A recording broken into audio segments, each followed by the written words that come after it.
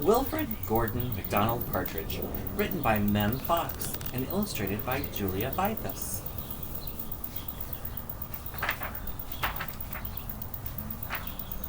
There once was a small boy called Wilfrid Gordon McDonald Partridge, and what's more, he wasn't very old either.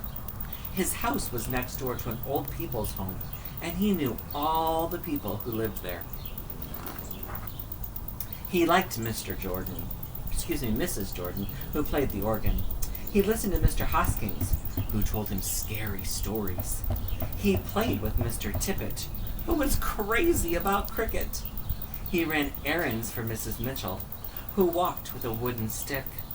He admired Mr. Drysdale, who had a voice like a giant.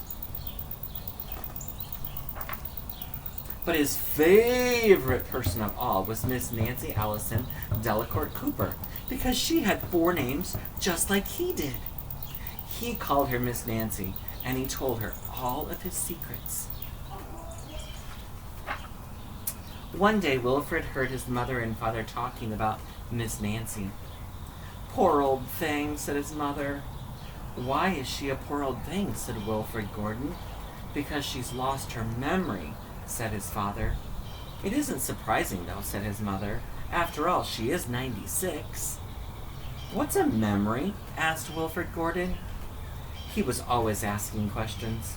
"It is something you remember," said his father. But Wilfrid Gordon wanted to know a little bit more, and so he called on Miss Jordan, who played the organ. "What's a memory?" he asked. "Something warm, my child, something warm." He called on Mr. Hosking, who could tell those scary stories. "What's a memory?" he asked. "Something from long ago, my lad, something from long ago." He called on Mr. Tippett, who was crazy about cricket. "What's a memory?" he asked. "Something that makes you cry, my boy, something that makes you cry." He called on Miss Mitchell, who walked with the wooden stick. "What's a memory?" he asked. "Something that makes you laugh, my darling, something that makes you laugh." He called on Mr. Drysdale, who had a voice like a giant. "What's a memory?" he asked. "Something as precious as gold, young man, something as precious as gold." So Wilfrid Gordon went home again to look for memories for Miss Nancy, because she had lost her own.